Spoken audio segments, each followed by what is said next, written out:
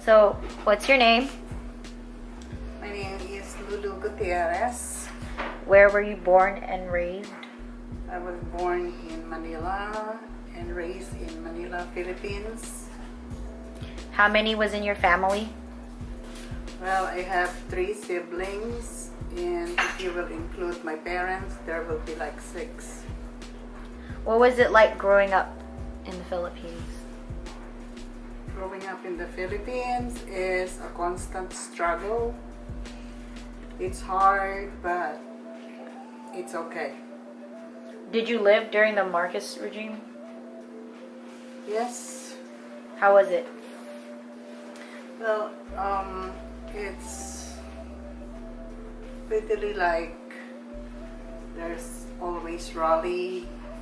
I was in college and our class will be disrupted and we were asked to go home early. And yeah, there's like, I guess, clamor or trouble everywhere, but the Filipino people handle it. So you mentioned to me before that your parents got divorced. So how did that affect your daily life? It's not really divorce. It's that because my father is a philandering, like he abandoned the family. I think I was only 5 years old. I did not even enter the school yet. And my mother, instead of taking care of us, she went with another man. And so we were like in the care of our my grandparents and aunties. So what was your childhood like? My childhood life is really hard. Yeah. Really hard. So Living from one place to another, because there is really no family that you can call. So what school did you go to? College. Yeah, or high school or... College is the Philippine College of Commerce and took up accounting. Bachelor of Science in accounting. Accounting. Okay. So how did you meet Dad?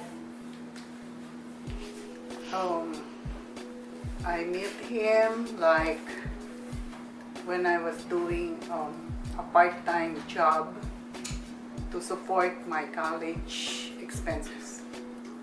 Did you like the job in the Philippines, the PNB? Yes, it's pretty much easy.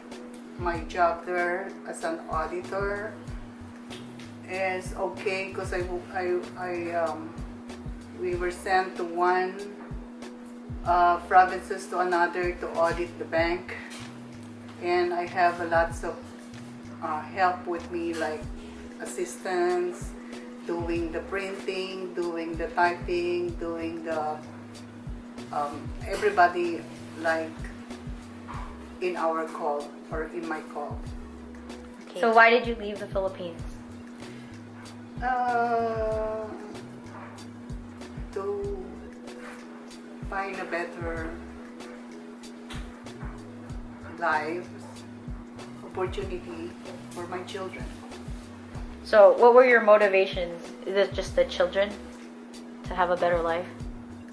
To be able to go places Travel? with least problems, because if you make it here, you can make it anywhere.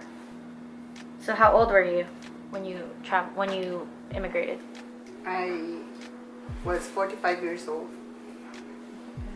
Were you the first one to go here from the family? I'm the first one to go here as a tourist. So who petitioned you after? Okay. Who petitioned you after? Oh no, I went here as a tourist, and then a friend of mine looked for a job for me, and there's this company that petitioned me, so I was able to get a working visa. Oh, so a job petitioned you over here? Yes. Oh, shoot. How long did it take to get everyone else here? Like ate and kuya. Well, not ate, but Kyle. Oh, before I go here, I make sure that everybody has visa, U.S. visa or passport, so that I can have them follow me as soon as I am settled. Okay. Did you have any idea of what you were going to do once you got here, like where you were going to live? No, the thing is, wherever work takes me, that's where I'm going to live. So what sacrifices did you make to live in the U.S.? Being not able to see my family like for 3 or 4 months, and my eldest daughter for 12 years, and for living here like struggle with no, like, because in the Philippines we have like helper, Like a maid? like a maid, but here you will do it all alone by yourself. What was your first impression of the U.S.? It's like it could make your dream come true and have a better life. Did you go straight to Daly City, or did you go to like a different place first? No, first I went to Los Angeles because my friends, most of my friends were there. But then a friend of mine living in Daly City contacted me that there's a company that's willing to offer me a job. And So that's why you petition me. moved? Yes. Okay. So did you know anyone else here, like family-wise? I don't have family here, only friends. Okay. No family, no relatives. So you lived in Daly City, and then you lived in Los Angeles. But no, those- LA. Oh, LA first, and then Daly City. But was it you're living with your friends? You didn't have a place of your own, right? No. No. So where do you live, and why do you feel like that's your home? Yeah, I live in Daly City, and I feel that this is already my home because I'm used to it, and my kids are used to this place also. Plus, there's a lot of friends here, a lot of Filipino friends, and one of my closest friends are here. And also, transportation here in San Francisco and Daly City is so easy and so convenient. So I prefer it here, and this is my home. What was your life like in the U.S.? It's also a constant struggle. Even up to now, having to make both ends meet. So, but it's okay because I was able to go to the places I want to go. How did you go about finding housing? No, I did not go to find housing because I just rent an apartment. And since we have work, we are qualified to rent an apartment. Was this by yourself, or was this when everyone came over? The first time I was here, I was living with my friend. And then when the kids are here and my husband, we were able to rent an apartment. At Westlake, right? Yeah. Did you experience any racism or sexism, and how did you react to that? Oh, racism, I experienced that in the bus, in the street, but never in my work. And it doesn't matter because I don't have energy to react to their criticism. What was it like making friends? It's not hard because there's a lot of Filipinos here. And Bay Area.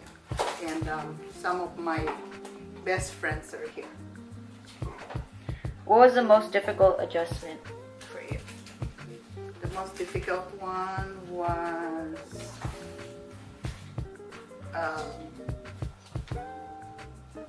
when we were trying to get our working visa approved, and there's the 9/11, Oh, it happened. and so it delays our applications and everything, and the company where I'm working was shut down, and so I need to go and look for another job. Did you have to study more to work or advance in accounting? Yes, because the accounting system here, or the it's very different from what we have in the bank.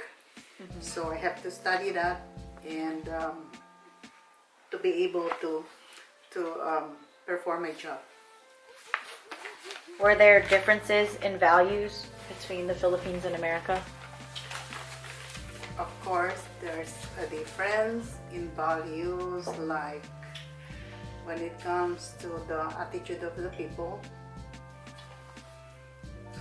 When you can, well, I guess everywhere you can find those. Like there's somebody who's going to respect you, and somebody is going to give you attitude. Do you still send things back to the Philippines? Oh yes, because I still have my mother there and my eldest daughter. I'm sending things there, the things that they cannot bought there because it's expensive, and the things that I know that they will like. Okay. Was it hard juggling your obligations in the US while juggling your obligations in the Philippines, like family? It's in a way it's hard, but because I have my eldest daughter there, and I just email her what to do, give instructions and send money, and all I have to do is really just work. Were you able to maintain Filipino customs, like your language, while living here? Yes, because at home we usually speak in Tagalog. Even if my youngest daughter doesn't speak it, but she can understand. So we have to speak Tagalog at home, so that when she go to the Philippines, she will not be like confused with the language. What difficulties did you face maintaining your culture, if you had any? Nothing much except for the Holy Week. Like in the Philippines, by Holy Wednesday, we're already out of work, and we're doing this Holy Week activities. But here you cannot, because even up to Good Friday, we have to work. Okay, so I noticed that you go home a lot, almost every year. Is it because of homesickness? Yes, it's because of homesickness, and plus I still have my mom there and my eldest daughter, and I have my house there, so I want to go home too. And all my friends, some of my friends are there.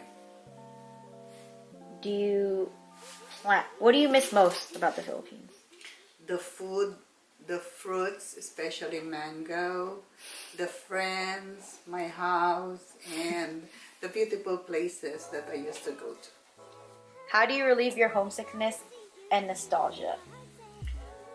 For my homesickness, I have this Filipino channel. I try to have the Filipino channel so I can watch some of the programs in the Philippines, and whenever I want to see my eldest daughter, I try to Skype with her or talk to her, or some of my friends, I look at the Facebook and chat with them.